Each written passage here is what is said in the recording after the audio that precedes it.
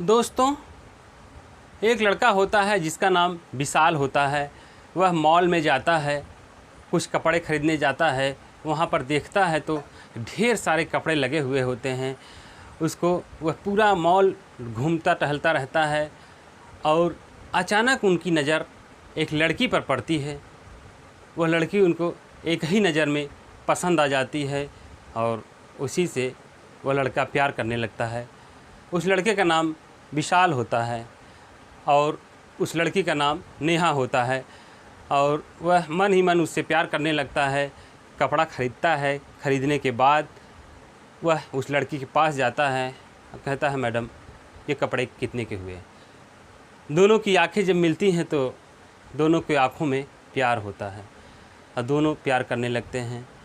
और एक बार विशाल कहता है, मैं तुमसे प्यार करता हूँ, मैं तुमसे शादी करना चाहता हूँ। तो नेहा कहती है कि मैं शादी करने के लिए मंजूर हूँ, लेकिन आपको मेरी एक शर्त होगी, वो मानने के लिए आपको तैयार हैं कि नहीं? तो विशाल कहता है कि मैं वो शर्त भी मानने के लिए तैयार हूँ। तो दोस्तों, जो लड़का होता है वह अपने माता पिता से कहता है कि मैं एक लड़की से बहुत प्यार करता हूँ, मैं उससे शादी करना चाहता हूँ। तो उसके माता पिता कहते हैं कि लड़का भी भाई बालिग हो चुका है, अपनी मर्ज़ी से शादी कर ले, कोई दिक्कत नहीं है, लड़की अच्छी होनी चाहिए। लड़की भी बहुत ही खूबसूरत थी और विशाल भी बहुत सुंदर था, एकदम अच्छा था, देखने में भी दोनों एकदम फिट थे। उसके बाद वह लड़की कहती है कि अगर आप मुझसे शादी करोगे तो शादी रात में नहीं होगी, बल्कि वो शादी दिन में होगी। वो कहता है ठीक है। बोला कि जो कार्यक्रम रात में होता है वही सारा कार्यक्रम दिन में होगा। कहता है चलो भाई कोई बात नहीं है, शादी दिन में भी होती है रात में भी होती है, उसमें क्या दिक्कत है। शादी बारात जाती है, शादी होती है, जो रस्में होती हैं सब पूरी होती हैं। पूरी होने के बाद दुल्हन सज धज के घर आती है। घर आने के बाद दोस्तों, जो रस्में होती हैं सब निभाई जाती हैं। उसके बाद सुहाग रात होता है। दुल्हन कमरे में बैठी होती है, इंतज़ार कर रही होती है कि कब मेरे पति आएंगे और मेरा घूंघट उठाएंगे। दूल्हा लगभग 11 बजे उस रूम में प्रवेश करता है। दुल्हन एकदम तैयार होती है। तैयार होने के बाद जैसे ही दूल्हा घूंघट उठाने चलता है तो दुल्हन मना कर देती है कि मैंने आपसे कहा था ना कि मेरी हर शर्त आपको माननी पड़ेगी। आपने बोला था कि हाँ मुझे हर शर्त मंजूर है। तो वो एक शर्त उसमें ये भी है कि आपको मेरी घूंघट नहीं उठाना है। बोली अगर मंजूर है तो ठीक है, नहीं तो मैं आपको तलाक दे दूँगी। इतनी बात सुनते ही विशाल कहता है कि आखिर तुम कहना क्या चाहती हो? बोली जो काम आप रात में करना चाहते हैं वो काम आप दिन में कर सकते हैं, लेकिन रात में नहीं करने दूँगी। बोला ठीक है, कोई बात नहीं है। तो दोस्तों, विशाल अपनी सुहाग रात नहीं मना पाता है। वो सुहाग रात उसका सुहाग दिन में मनता है। तो वो मन ही मन सोचने लगता है आखिर नेहा जो है रात में मना क्यों की, दिन में क्यों नहीं मना करती है। फिर जो है अपने काम पे चला जाता है। ऐसे ऐसे समय बीतता रहता है। समय बीतने के बाद फिर एक बार कहता है कि मेरा दिल रात में कर रहा है। फिर नेहा कहती है कि मैं रात में ये काम नहीं करने दूंगी, न तो मैं आपको अपना चेहरा दिखाऊंगी। तो विशाल सोचने लगता है आखिर बात क्या है, माजरा क्या है। तो दोस्तों, एक बार की बात है, वह ऑफिस से जल्दी आ जाता है और उसी दिन नेहा जो है एक पुलिस वाले को बुलाए रहती हैं। जब विशाल जल्दी आ जाता है तो नेहा कहती हैं, अरे आप इतनी जल्दी कैसे आ गए? आपकी ड्यूटी तो 7 बजे तक थी, आज आप 5 बजे ही क्यों आ गए? सब ठीक तो है ना? एकदम नेहा घबराई घबराई सी रहती है। विशाल समझ जाता है कि कुछ दाल में काला है, इसलिए बहुत घबराई हुई होती है। जैसे ही ये सब बातें चल रही होती हैं, बाहर का दरवाजे की बेल जो लगी होती है कोई बजाता है। जैसे ही दरवाज़ा बजाता है, बेल बजती है, तो विशाल जाता है, देखता है तो गुस्सा तो नहीं होता, लेकिन आश्चर्य में पड़ जाता है कि अच्छा, इसीलिए नेहा घबराई हुई थी।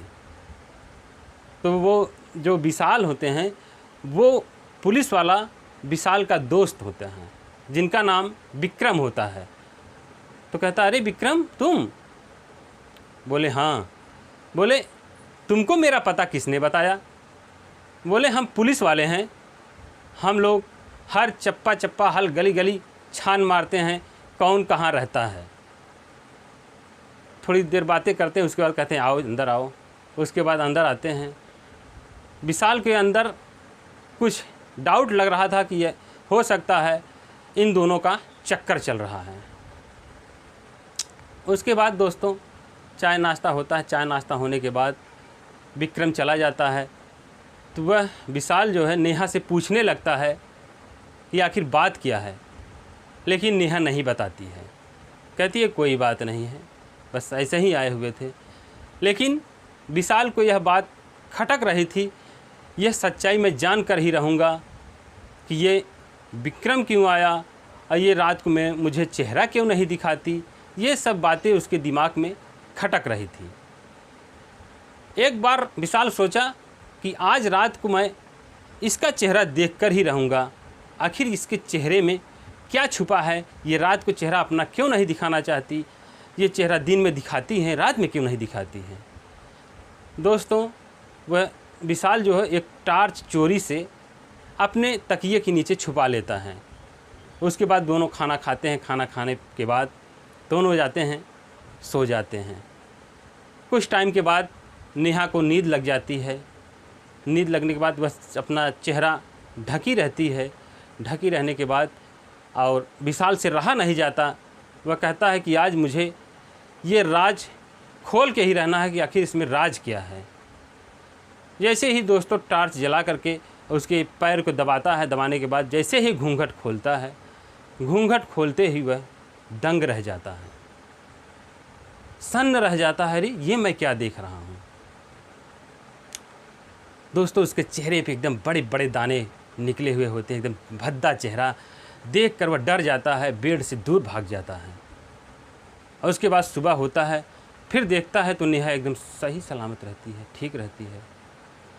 तो विशाल कहता है कि आखिर नेहा, रात में तुम्हारे चेहरे पर ऐसे दाने कैसे निकल आए और भद्दा चेहरा तुम्हारा कैसा लग रहा था। तो नेहा बताने लगती है कि ये बहुत ही आश्चर्यजनक कहानी है। आज मैं बता ही देती हूँ कि क्या कारण है कि मैं अपना चेहरा रात को नहीं दिखाना चाहती। तो कहती है कि मैं एक रईस ख़ानदान की लड़की हूँ, मेरे पास पैसों की कमी नहीं है, मैं एक बड़े घर की बेटी हूँ, मेरा मॉल चलता है, वो जो मॉल है मेरा खुद का मॉल है। मेरे पापा अपने मेहनत से वो मॉल खड़ा किए थे, लेकिन मेरे पापा इस दुनिया में नहीं रहे। मेरी मम्मी उस मॉल को चला रही थी। एक बार मैं अपने मॉल में जाना चाहती थी, लेकिन मम्मी मना कर देती थी, बेटा क्यों जाओगी मॉल में, यहीं पर रहो, खाओ पियो, ऐश करो, मॉल में क्या जाने की ज़रूरत है। लेकिन दोस्तों एक बार मैं बिन बताए अपनी मम्मी को मॉल में चली गई। मॉल में जब देखी तो मेरी मम्मी थी नहीं, और मैंने पूछा और सब नौकरों से, तो कहने लगे कि आपकी मम्मी तो यहीं थी, एक गेस्ट रूम होता है, उस गेस्ट रूम में उसकी मम्मी एक आदमी के साथ संबंध बना रही थी, आपत्तिजनक हालत में। जब नेहा ने देखा तो वो दंग रह गई। दंग रहने के बाद फिर चुपचाप बिना बताए घर चली आई। घर आने के बाद दोस्तों वह इतना टेंशन में हो गई, इतना टेंशन में हो गई, वो नशा करने लगी। वो नशे में हमेशा डूबी रहती थी, कहीं नाइट में, कहीं मॉल में, कहीं क्लब में, कहीं कहाँ जाती थी, नशा करती रहती थी। एक रात की बात है, कि वह एक क्लब में गई थी, वहाँ पर बहुत ड्रिंक की हुई होती है, बहुत पी रखी होती है, इतना पी रखी कि वो बेहोश हो जाती हैं। वहीं पर वह कोई उसको देखने वाला नहीं होता, कोई उसको कौन है, कहाँ किसका घर है, कोई नहीं जानता। लेकिन एक आदमी उसको उठा करके अपने कमरे में ले जाता है, उसको सही सलामत सुलाता है। सुलाने के बाद जब सुबह होता है तो देखती है कि अरे मैं कहाँ आ गई, मैं तो क्लब में गई थी, यहाँ कैसे पहुँच गई। जब सुबह हुआ तो वो लड़का हल्की हल्की दाढ़ी रखे हुआ था, आता है, कहता मैडम आप ठीक तो हैं ना। तो कहने लगी मैं यहाँ कैसे आई। तो कहने लगी कि आप क्लब में बहुत पी रखी थी, आपको बहुत नशा हो गया था, आपको एकदम बेहोश हो चुकी थी, एकदम हाथ पैर आपका काम नहीं कर रहा था। तो मैं सोचा कि भाई इनका घर कहाँ है, भाई सुबह होगा तो जब इनको होश आएगा तो उनसे पूछ लूँगा, इसके बाद इनको उनके घर तक छोड़ दूँगा। और दोस्तों, नेहा कहती थी कि मुझे हल्के दाढ़ी वाले आदमी से बहुत नफ़रत थी, क्योंकि वो हल्के दाढ़ी वाला जो आदमी मेरी माँ के साथ जो गलत संबंध बना रहा था, उसे देखकर मुझे और भी नफ़रत हो गई थी। मैं सोचने लगी थी कि ये भी आदमी उसी किस्म का हो सकता है, भले ही ना मेरे साथ कुछ किया हो, लेकिन आगे चल के कर भी सकता है। वो मुझे कहता है कि मैडम अगर आप ठीक हैं तो आपके घर तक मैं छोड़ दूं। तो कहती है ठीक है। तो वो लड़का मुझे अपने घर तक छोड़ देता है। उसके बाद मैं जहाँ भी जाती, ऑफिस जाती, कॉलेज जाती, क्लब में जाती, जहाँ भी जाती, वो लड़का मेरे पीछे पीछे चला जाता। मैंने कई बार इसको देखा, नोटिस भी किया। मैंने उससे पूछा कि आखिर तुम मेरा पीछा क्यों करते हो। तो लड़का कहने लगा कि मैडम आप मुझे बहुत पसंद हो, आपका चेहरा मुझे बहुत पसंद आता है, इसलिए मैं आपको देखना चाहता हूँ। तो मेरी जो सहेलियाँ होती हैं वो कहने लगती हैं कि नेहा मुझे बहुत गड़बड़ लग रहा है, हो सकता है भविष्य में कोई कांड ना कर दे, मुझे बहुत डर लग रहा है। नेहा को भी दिमाग में कुछ गलत बात आती है। उसके बाद वह पुलिस में कंप्लेन कर देती है। कंप्लेन करने के बाद कहती है कि मैं बताऊंगी, एक लड़के को अरेस्ट करना है और कैसे करना है, सब प्लान के साथ बताती हैं। उसके बाद उस लड़के से कहती हैं कि क्या तुम मुझसे प्रेम करते हो। तो वो लड़का कहता है हाँ मैडम, मैं आपसे बहुत प्रेम करता हूँ। तो कहती है कि आप सबूत दिखाओगे। बोली मैडम जो कहिए तो सबूत दिखा सकता हूँ, कहाँ चलना है, क्या करना है। तो नेहा कहती हैं कि फला जगह आपको कल आइए। लड़का बहुत खुश होता है। उसी समय लड़का तैयार होकर के वहाँ पहुँच जाता है। वहाँ पर पहले से ही पुलिस तैनात होती है। पुलिस तैनात होने के बाद जैसे ही लड़का वहाँ पहुँचता है, उसको धर दबोचती है पुलिस, और पुलिस थाने ले जा कर के बहुत मारती है, बहुत पीटती है। इतना मारती है कि पूरा उसका बदन सूज जाता है, पहचानने के लायक नहीं होता। और नेहा कहती है कि उसको 2 दिन रखने के बाद छोड़ दीजिएगा। अगले दिन जब जाती है जमानत के लिए, जब देखता है लड़का, तो उसको आँखों से इतना आंसू टपक रहता है, इतना टपकता रहता है। वो कहने लगता है कि मैडम आपके साथ मैंने क्या गलत किया था जो आपने मुझे इतनी बड़ी सज़ा दी है।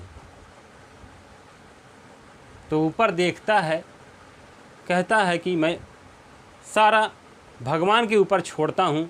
जिस तरह आप मेरे बेगुनाह मुझे इतना मेरे शरीर को तड़पाई हैं, वैसे भी तुम भी तड़पोगी। तुम्हारा भद्दा चेहरा किसी के देखने के लायक नहीं होगा, तुम भी रात रात भर तड़पोगी।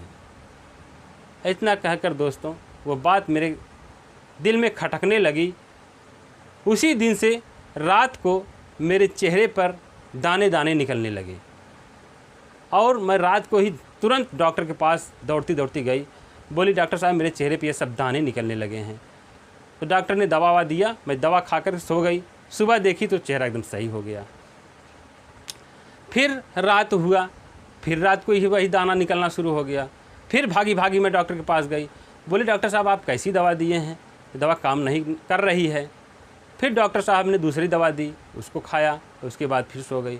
फिर सुबह देखी तो फिर वैसे ही चेहरा सही हो गया। मैं घबरा गई।